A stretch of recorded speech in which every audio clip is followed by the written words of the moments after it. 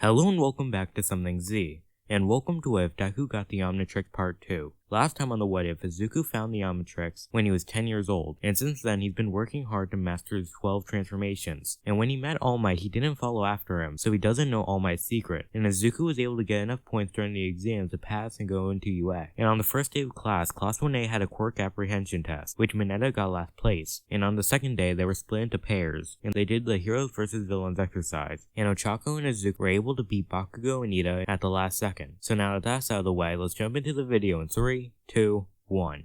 So it's the next day, and when it was the beginning of the school day, Aizawa walked into the room and he told the class that they will need to come up with a class rep and a deputy rep. And when the class heard this, just about everyone in the class began to shout, saying that they should be chosen. But after a couple of minutes, Ida stands up and he tells them that they should do a vote in order to choose who should be the reps, which everyone in the class agreed to, and when the votes were done, Izuku was chosen as the class rep and Momo was chosen for the deputy rep. So now we skip to lunch, and while Izuku, Ochako, and Ida were eating, Ochako asked Ida about his family, and it's then that the two learned that Ida's brother is a pro hero named Ingenium. But before they could go more in depth, the cafeteria began to be filled with the sound of alarms, and when the alarms went off, all of the upperclassmen got out of their seats quickly and they began to run to the exits. And confused what was going on, the three tried to get the attention of one upperclassman, and eventually they were able to get the attention of a senior who tells them that the defenses have been bypassed. Then he tells them that they should hurry to the exit, and shortly after that the three began to run to the exit, but before it was too late, they noticed that the hallway was completely packed, so they couldn't move, and after a couple of minutes, Ida gets pushed against one of the glass walls, and when he looks outside, he notices Mike and Eraser being pestered by news reporters, so he gets Ochako to touch his hand, and when she does, he begins to float, and he uses his engines to fly to an exit sign, and when he gets everyone's attention, he shouts that there aren't any villains, and hearing this, the students in the hallway start to calm down, and they look outside the walls, so now we skip to after everyone got to class, and when Izuku was sure everyone was back, he made an announcement saying that he was going to pass his title to Ida, since he proved that he can be a better leader than he could. And when Izuku was done speaking, he asked if Ida would accept, and after a couple of seconds, Ida gives a nod. But unknown to everyone in the school, a person was secretly inside the school looking at the files, finding out that All Might was going to attend a field trip soon. But this time, they did a bit more research,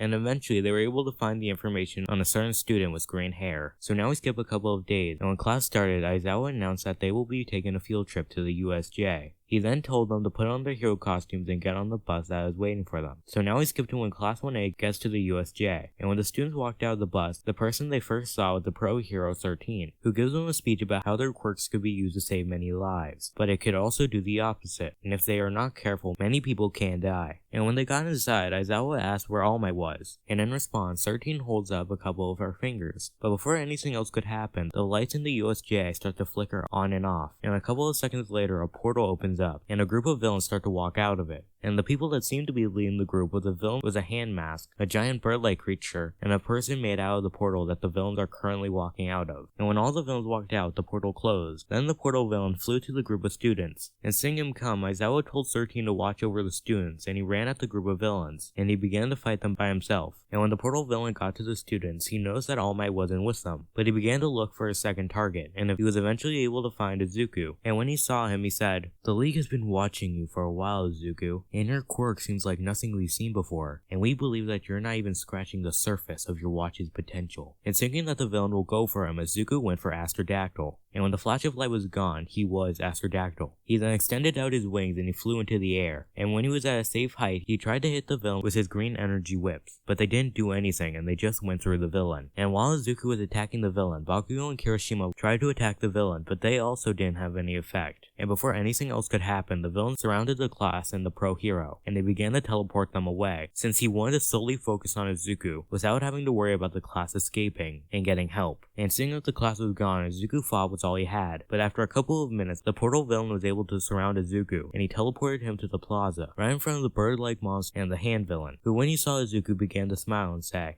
"Oh, it's you, the person that the boss wanted us to bring in, or more specifically, the watch." But before Shigaraki could say anything else, Izuku opened his mouth and he shot out an energy beam. But before the beam hit, the bird creature appeared in front of Shigaraki and it tanked the attack. And saying that he couldn't do any damage, Izuku extended out his wings again, and he tried to fly away, but again he had to deal with the portal villain, who teleported him back to where he was before. But this time, before he got up, the bird creature appeared right in front of Izuku, and before he could do anything, the creature was able to punch Izuku in the head, which launched him into a nearby tree, and when he hit it, he went right through it, and when he hit the ground, he landed around the place Aizawa was fighting the goons, and Izuku was stunned from the punch. And when Aizawa saw Izuku on the ground, he tried to beat up the villains that were actually around him, but when Shigaraki knows that Aizawa was protecting Izuku, he told Nomu to get Aizawa. And when the creature heard this, he rushed at Aizawa and he slammed his face into the ground, which almost knocked him out. Then Nomu picked up Izuku and he began to walk back to Shigaraki.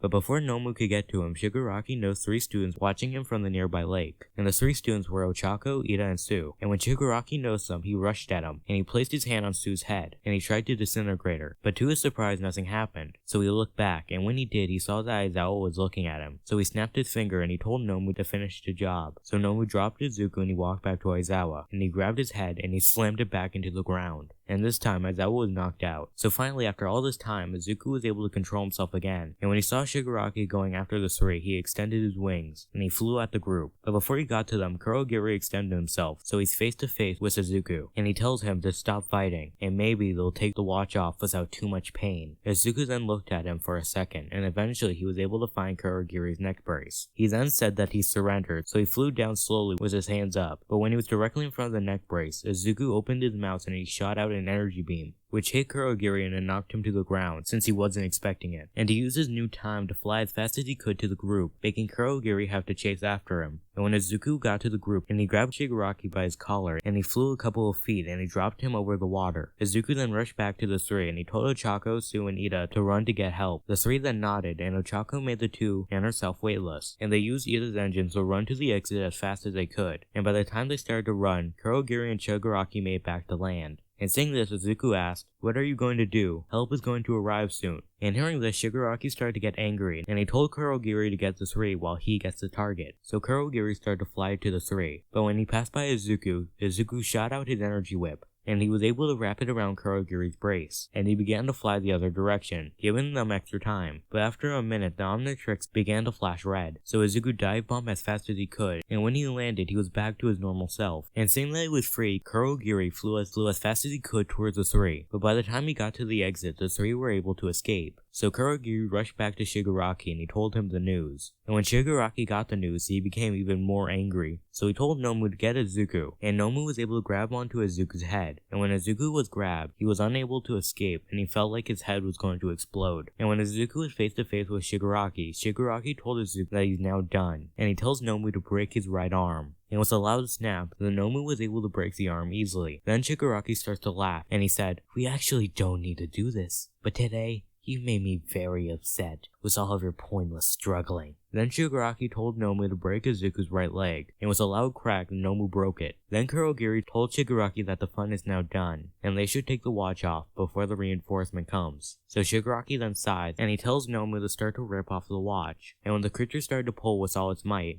feedback started to shoot everything in the area, and it made it hard just to stand in that area. But Nomu was able to withstand it to some degree. And after a couple of seconds, Izuku sees the watch begin to be pulled apart from his wrist. And to Izuku, it felt like his skin was being torn off, so Izuku began to yell in pain. But before the omnitrix got removed, the doors of the USJ burst open, and when Shigaraki looks out the door, he sees All Might. And when All Might sees green light around the plaza, he knew he should hurry, so All Might ran to the plaza as fast as he could. And he punched the Nomu in the face, which pushed Nomu just enough so he let go of the omnitrix. All Might then picked up Izuku and he put him a couple of feet away from Nomu. He then told Izuku to get Aizawa and run. Then All Might ran back at the Nomu and the two began to fight. And Kurogiri flew at Izuku again since he was open. But before he was able to get to Izuku, the omnitrix turned green. And Izuku extended out the dial and he slammed it on Echo Echo. And when the flash of light was gone, Izuku was Echo Echo, and he split himself into 20 different Echo Echoes, with each Echo Echo having another Echo Echo as a partner, so they were able to walk mostly properly. And 10 of them ran at Kurogiri, while the other 10 picked up Aizawa and they began to run to the exit. And when the 10 Izukus get to Kurogiri, they began to shout as loud as they could. But even though it hurt Kurogiri, Kurogiri just kept going. So seeing this, the 10 Izukus duplicate themselves to the point where there are now 50 Izukus, and they began to surround Kurogiri, and they made a chamber of sound. And to escape the sound, Kurogiri made a portal, and he teleported himself next to Nomu, and when he hit the ground, he looked weak.